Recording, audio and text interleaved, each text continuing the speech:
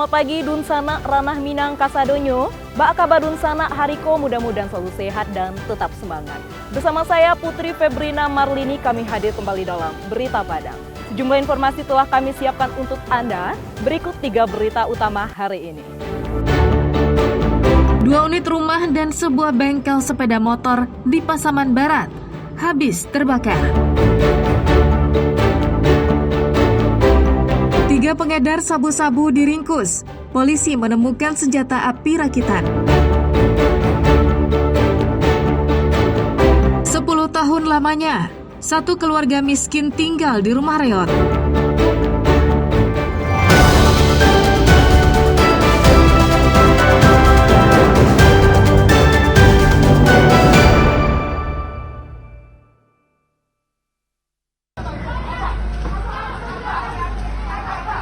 Ya Allah. 2 unit rumah dan 1 bengkel motor di Jorong Simpang, Kecamatan Kotobalingka, Pasaman Barat, habis terbakar api pada Minggu malam.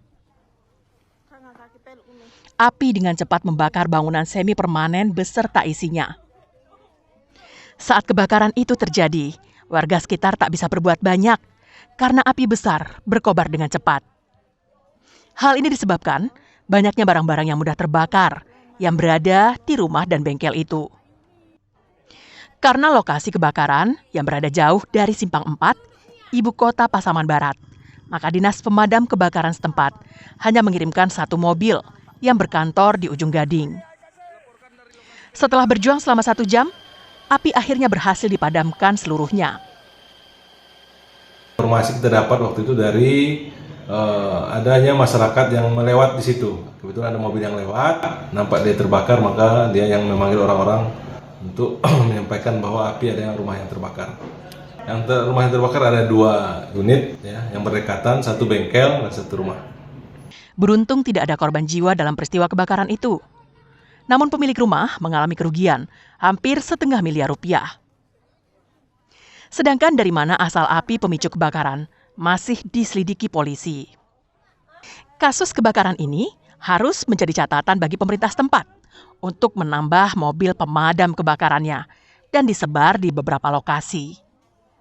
Pasalnya, perkampungan di Pasaman Barat tersebar di beberapa titik yang jaraknya saling berjauhan. Safatul Ulum melaporkan dari Pasaman Barat.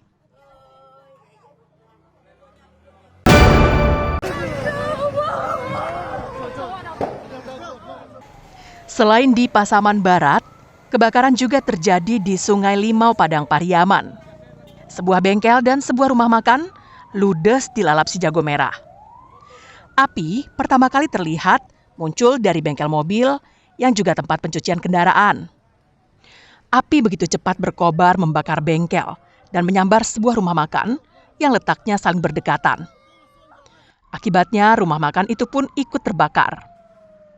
Pemilik rumah makan berusaha mengevakuasi barang-barangnya dari amukan api. Tak hanya itu, karena lokasi kejadian yang bersebelahan dengan Polsek Sungai Limau mengakibatkan bangunan musala Polsek juga ikut hangus terbakar. Beruntung Mapolsek Sungai Limau selamat dari amukan si jago merah ini. Saat peristiwa itu terjadi, warga berbondong-bondong menyaksikan kebakaran. Akibatnya, arus lalu lintas pun macet karena lokasi kebakaran berada di pinggir jalan Pariaman, Pasaman Barat. Api baru bisa dipadamkan sekitar 3 jam kemudian, setelah 7 mobil pemadam kebakaran datang ke lokasi. Menurut keterangan polisi, api berasal dari bengkel yang ditandai adanya percikan api. Namun karena banyaknya bahan yang mudah terbakar, disertai angin kencang, menyebabkan api cepat membesar hingga menimbulkan ledakan. Tak banyak barang-barang yang bisa diselamatkan akibat kebakaran. Bengkel pencucian sair dengan rumah makan. Kebetulan jam 19.30 ada percikan api di sebelah kantor yang si pemilik saudara sair, si pemilik kebetulan ada menjual oli dan jual minyak ketengan, termasuk juga pencucian mobil. Dengan terjadinya ledakan, makanya api menyambar ke musala Polsek.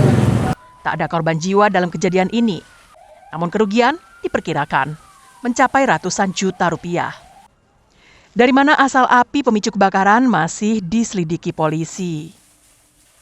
Eki Rafki laporkan dari Padang Pariaman.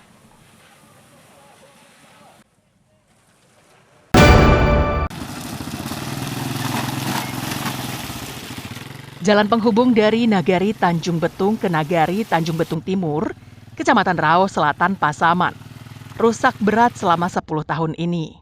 Aspalnya mengelupas, meninggalkan lubang yang menganga di tengah jalan. Jika hujan turun, dipastikan lubang menganga tadi menjadi seperti kubangan kerbau. Jalan sepanjang 4 km ini mengalami kerusakan di banyak bagian. Ada yang berlubang, bebatuan, maupun jalan tanah saja. Setiap pengendara motor terpaksa harus ekstra hati-hati saat melintas di jalan tersebut. Salah seorang pengguna jalan yang setiap hari melewati jalan itu mengatakan mereka tidak punya pilihan lain selain melewati jalan itu. Meski jalannya rusak, berbatu dan berlubang, namun hal itu harus dijalaninya. Bapak berjualan apa, Pak? Kerupuk, pisang karamel, banyak lah macam. Sudah berapa lama Bapak melewati jalan ini, Pak? 10 tahun lagi. Jadi jalan rusak ini sepengetahuan Bapak sudah berapa tahun? Udah lebih lah 10. Ini masih rusak, kalau kadang-kadang banjir terlalu susah, kadang tangan sakit, sampai di rumah pun ngilu-ngilu badannya. Karena jalan yang rusak parah itu, maka kecelakaan tunggal merupakan hal yang biasa terjadi dan menimpa siapa saja. Ya, kalau kami udah kira-kira 10 tahun. Panjangnya kira-kira 4 kilo lah. Akses jalannya ini dilewati banyak penduduk. Karena ini adalah akses jalan utama Nagari Tanjung Betung Timur menuju kecamatan. Sudah banyak anak-anak sekolah yang jatuh kelabakan. Kalaupun kondisi hujan sangat parah sekali. Aspalnya sudah lama rusak. Masyarakat berharap pemerintah Kabupaten Pasaman segera memperbaiki jalan yang rusak ini karena merupakan akses satu-satunya dari Nagari Tanjung Betung Timur menuju pusat kecamatan dan sebaliknya. Fauzan melaporkan dari Pasaman.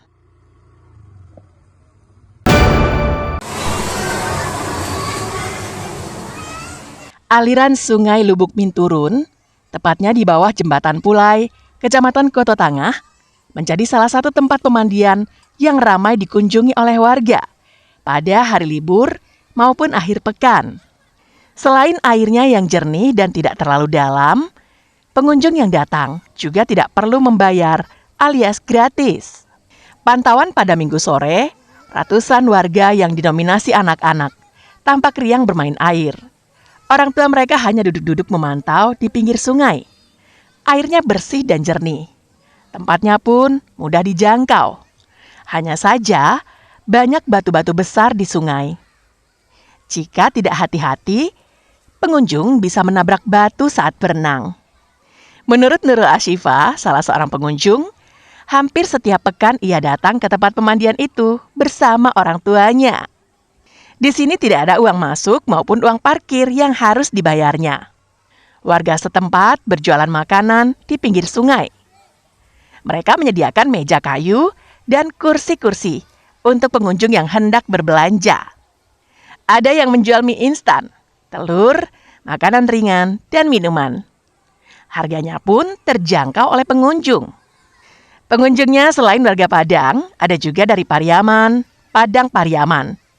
Jika libur panjang, pengunjung lebih ramai lagi. Ini yang datang nih dari mana aja nih, Pak? Ada orang-orang di sini, ada luar, ada dari Padang Kota, ada Duku, Pariaman ada juga. Untuk masuk sini gratis ya, Pak ya? Gratis, nggak bayar sama sekali. Itu ramainya di hari apa aja, Pak? Sabtu, Minggu, pas orang libur. Pas libur gitu aja ya, Pak ya? Iya. Meski selalu ramai dikunjungi oleh wisatawan lokal, namun pemandian Jembatan Pulai ini belum dikelola oleh pemerintah Kota Padang sebagai salah satu objek wisata andalan yang dapat menambah pendapatan daerah. Robiham melaporkan dari Padang.